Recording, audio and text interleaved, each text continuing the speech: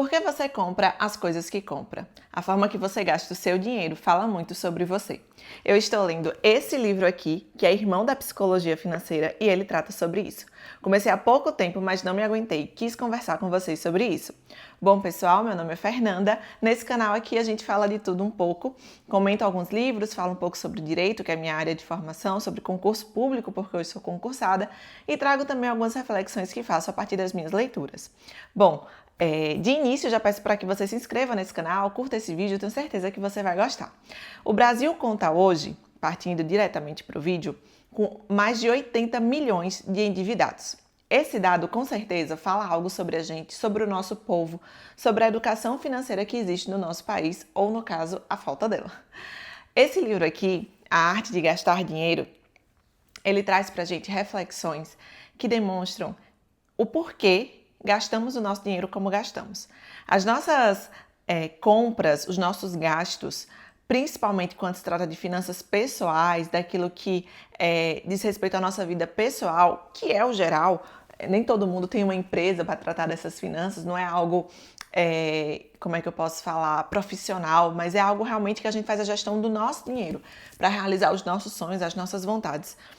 Essas decisões, essas finanças pessoais, ele traz pra gente a ideia de que elas são mais pessoais do que financeiras. Então, essas decisões, elas têm mais um viés pessoal daquilo que eu quero, daquilo que eu vivenciei, de como foi a minha infância com dinheiro, daquilo que eu acredito sobre dinheiro, do que puramente os números. Tanto é que tem muita decisão que a gente vê que é irracional no nosso ponto de vista financeiramente, mas a gente vê pessoas fazendo.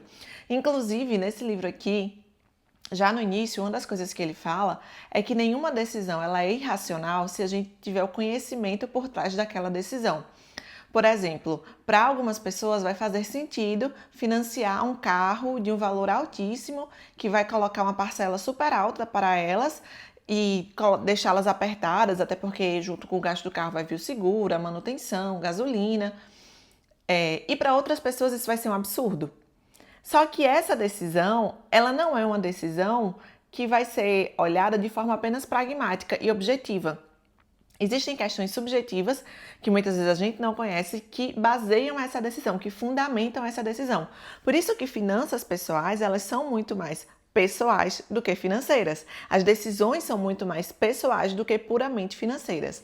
Esse livro traz isso. E aí ele traz essa reflexão para que a gente comece a pensar o porquê gastamos com o que gastamos. O porquê nós vemos valor naquilo que nós colocamos o nosso dinheiro e o nosso tempo.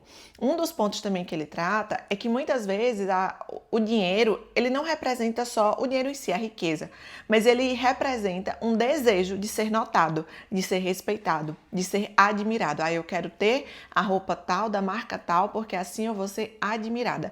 Eu quero ter o carro tal porque eu vou ser admirado. Ou seja, essa decisão, ela não é só uma decisão financeira. Não, eu quero ter essa roupa porque ela vai ter uma durabilidade tal, ela traz um conforto tal, ela é boa por isso, por isso. Não. Tem um desejo ali, uma questão subjetiva, que é um desejo de admiração. E ele traz isso no livro, que muitas decisões que nós tomamos financeiras, elas têm outro pano de fundo. O pano de fundo é eu quero ser respeitado, eu quero ser admirado. Aquela pessoa muitas vezes que é o novo rico, que a gente vê muito, que compra logo um carrão, começa a usar muita roupa de marca com aquelas logomarcas bem chamativas para demonstrar que tem dinheiro. Ou seja, isso não é uma decisão financeira. É uma decisão em que a pessoa quer se provar através daquela roupa, quer mostrar que tem a possibilidade, que tem o dinheiro. E nas finanças pessoais a gente tem muito disso. E aí eu trago aqui para vocês esse questionamento: por que gastamos com o que gastamos? Eu particularmente adoro roupa, adoro moda, adoro ver essas coisas, sou bem ligada nisso. Mas chegou um momento que eu parei para refletir sobre essa quantidade de compras, se realmente compensava. Será que eu não estava, de certo modo, me afastando do que realmente é um objetivo para ter aquelas pequenas coisas? Essas pequenas recompensas, que não são tão pequenas assim financeiramente, mas que afastam do objetivo maior, inclusive do objetivo que trará muito mais felicidade. Aqui no livro, ele conta uma história que representa muito essa questão de, muitas vezes, o que a gente o que a gente acha que o dinheiro vai nos proporcionar, ele não vai nos proporcionar. Ele faz um paralelo com a história de uma mulher que usava óculos por muito tempo e decide fazer a cirurgia para não precisar mais usar óculos. E ela faz a cirurgia e o objetivo da cirurgia é que você não use mais óculos. Ela não vai te garantir nenhuma outra benesse para a sua vida além dessa.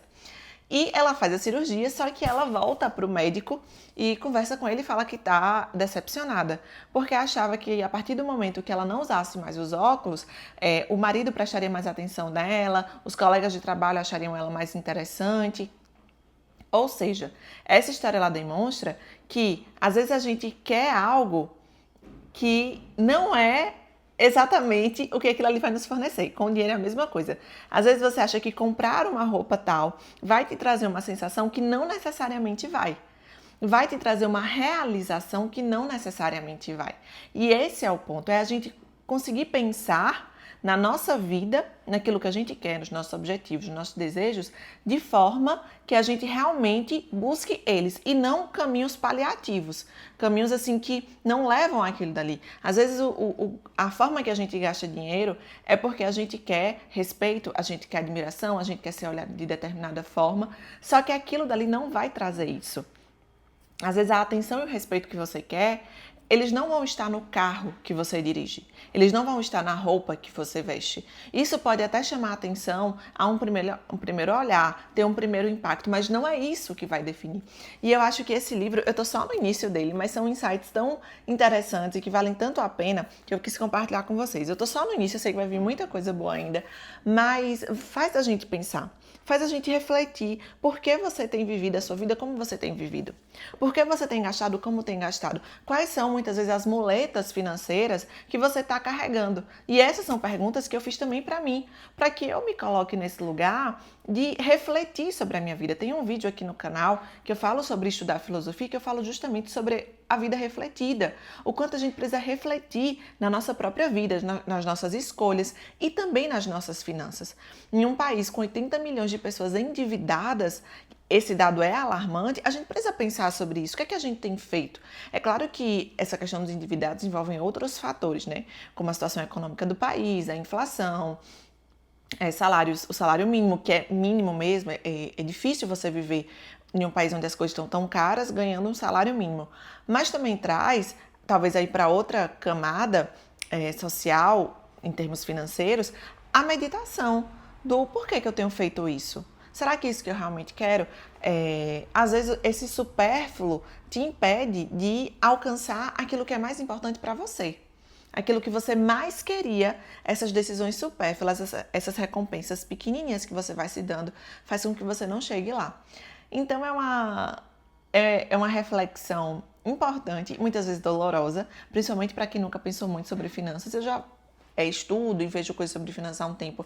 Eu acho que esse livro aqui, esse e a psicologia financeira são essenciais porque trazem outra visão para a gente com relação às finanças. Inclusive, traz a possibilidade de você meditar sobre isso, pensar sobre isso. E é algo que é realmente para a nossa vida. A gente trabalha por dinheiro, a gente muda de cidade por dinheiro, né, por conta de um trabalho. Tudo na nossa vida envolve dinheiro e a gente muitas vezes não sabe tratar sobre dinheiro.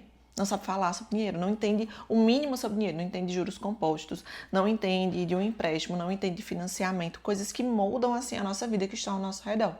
E aí esse livro pode trazer esse despertar. Esse é só provavelmente, dos outros vídeos que eu vou gravar sobre esse livro, porque ele traz insights muito interessantes e muito poderosos para a nossa vida, porque dinheiro está em tudo na nossa vida. Então a gente precisa saber tratar sobre dinheiro, a gente precisa saber cultivar, a gente precisa saber ganhar, a gente precisa saber cultivar, a gente precisa saber multiplicar esse dinheiro e a gente precisa também saber gastar esse dinheiro da melhor forma, da forma que traga o maior aproveitamento para nós e não da forma que você vai ter um prazer momentâneo e depois aquilo ali não se replica na sua vida, não gere juros compostos emocionais para você. Bom, gente, esse foi o vídeo de hoje. Espero que você tenha gostado. Eu vou deixar o link desse livro aqui nos comentários, aliás, na descrição do vídeo. Se você gostou, curte esse vídeo, comenta, manda para aquele seu amigo que também está aí começando a pensar sobre finanças. Até mais!